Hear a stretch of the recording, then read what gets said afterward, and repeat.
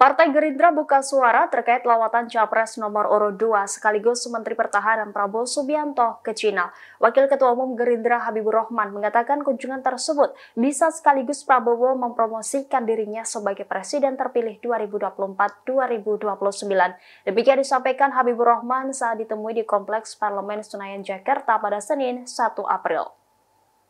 Habibur Rahman menilai Prabowo Subianto sudah kick off sambil menunggu keputusan dari Mahkamah Konstitusi. Prabowo dikatakannya segera memulai tugasnya meski belum dilantik menjadi presiden. Adapun kunjungan Prabowo di Cina itu untuk bertemu beberapa pejabat, termasuk Presiden Cina Xi Jinping. Ini merupakan kali pertamanya Prabowo ke luar negeri setelah dirinya dinyatakan menang Pilpres 2024. Dalam kunjungan tersebut, Prabowo juga ditemani oleh putranya Didit Hedi Prasetyo. Habibur Rahman mengatakan tidak menutup kemungkinan Prabowo akan menjalin komunikasi dengan pemimpin negara yang lain. Sebab politik luar negeri Indonesia tidak hanya dengan satu negara dan tidak memihak.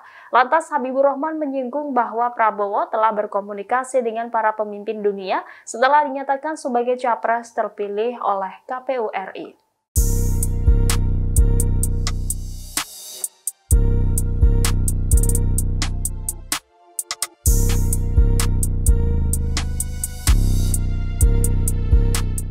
Menteri Investasi Bahlil Lahadalia merespon pernyataan ekonom UI Faisal Basri yang menyebut dirinya menjadi salah satu menteri yang paling vulgar dalam mempolitisasi bansos pada Pilpres 2024. Bahlil menegaskan bahwa Menteri Investasi tidak pernah bagi-bagi bansos. Saat ditemui di Senayan pada Senin 1 April, Bahlil mengatakan bahwa kementerian yang ia pimpin tidak ada ranah untuk membagikan bantuan sosial pemerintah.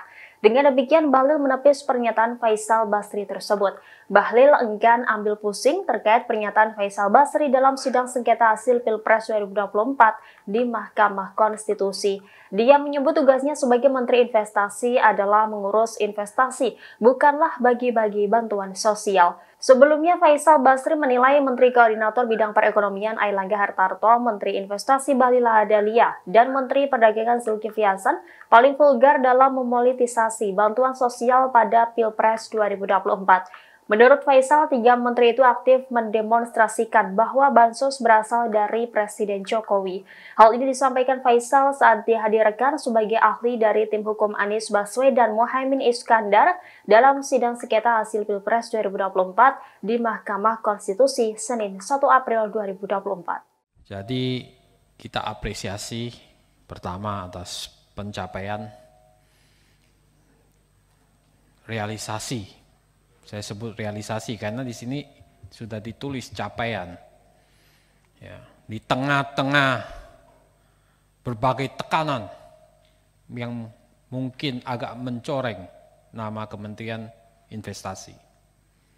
Tempo menulis ada bau amis, ada uang semir. Itu kan istilah yang kasar, Pak. Sangat kasar. Ya. Yang kalau bau amis, tahu saya Pak Bahlil ini baunya wangi, parfumnya lain, ya. Dari Paris atau Papua. Tadi saya salaman parfumnya masih, ya, bagus. Kalau zaman 70-an, 80-an parfumnya lain, sekarang sudah beda. Necis. Jadi Crazy Rich from Papua. Ya. Ada soal bau amis dan uang semir ini adalah mungkin banyak yang nggak jelas soal alur kerja Satgas, Pak. Alur kerja Satgas ini harus dijelaskan lebih jelas gitu.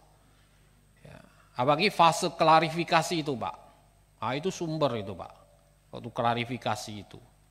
Itu makanya disebutkan Pak Haris ada 2-25 miliar persen, 30% saham. Mungkin muncul di sana, Pak. Nah, bagaimana Bapak menutup celah-celah? Saya tidak menuduh siapa-siapa, tapi di situ mungkin akan timbul celah. Saat klarifikasi, tolong dong nanti kasih saya 2 miliar. Atau 5 miliar, atau 25 miliar gitu. Fase di sanalah maka banyak ada loophole, ada lubang yang harus Bapak tutup sebetulnya. Nah ini ceritanya bagaimana cara Bapak meminimais risiko yang timbul. Ya. Apalagi perdebatan Bapak punya kuasa penuh kan untuk mencabut dan memberikan izin kembali. Ya. Padahal Bapak ngomong ada kewenangan SDM, tapi SDM membantah kan bahwa tidak ada kewenangan di kami. Saya bacakan berita. Sebelumnya Menteri ESDM Arifin Tasrif menjelaskan pengaktifan kembali IUP ditetapkan oleh Satgas Investasi yang dipimpin oleh Bahlil tanpa membutuhkan persetujuan atau rekomendasi dari Kementerian SDM. Mohon maaf Pak, berita tanggal berapa Pak? Ini Bloomberg Pak. Apa? Di Bloomberg. Berita dari Bloomberg tanggal, nanti saya kirim Pak. Coba mohon maaf, biar tidak bias, izin Prof. Coba cek risalah rapat Pak Arifin dengan Komisi 7. Ya, berarti ini salah di sini beritanya. Artinya karena ini rapatnya terbuka, Ya. saya mohon untuk informasinya juga yang harus clear and clean. Ya nanti Bapak jelaskan Pak. Ya. Bapak jelaskan supaya ini kan dalam ruang sidang yang terhormat nih.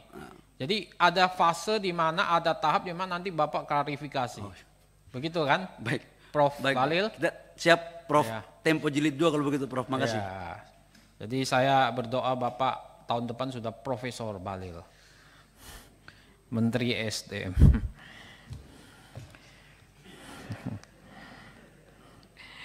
Nah, beberapa catatan kembali adalah soal masih banyak Pak ya, ya catatannya. sedikit lagi Pak. Sedikit lagi Pak. Jadi sebelum kami masuk jadi kepala BKPM, itu sudah ada investasi mangkrak 4-5 tahun. Jadi itu akumulasi dari investasi mangkrak sebelum Covid. Ya. Jadi saya masuk itu menyelesaikan cuci piring itu 708 triliun. Oke. Gitu, Pak. Yang saya ingin dalami adalah terhadap investasi yang mangkrak tadi. Saya masih belum pahami ya. Mangkrak itu disebabkan tadi kan hanya karena dampak Covid ya, dampak Covid. Mangkrak itu karena dampak Covid, bukan?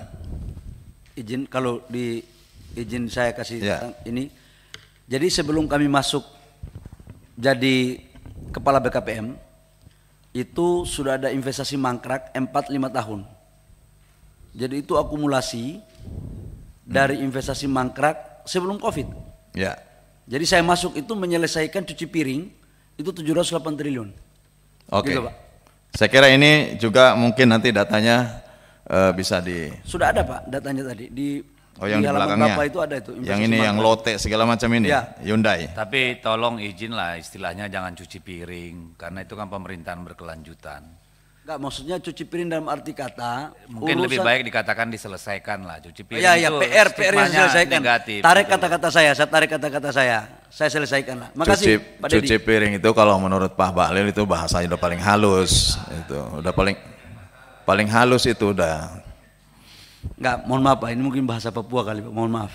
Ya jadi ya ini yang memang harus dijelaskan betul karena kan kalau 4-5 tahun lalu juga ini pemerintahan Pak Jokowi gitu ya. Selanjutnya yang menurut saya jauh lebih penting dari semua isu yang ada hari ini adalah soal ramainya hari ini di media sosial skandal tambang timah Pak Menteri yang melibatkan suaminya Sandra Dewi yaitu Harvey Muiz, yang di dalamnya juga kemudian ada Helena Lim, dan kemudian ternyata di belakangnya ada seorang mafia besar yang kami dapatkan infonya namanya adalah Robert Bono Susatyo Pak Menteri.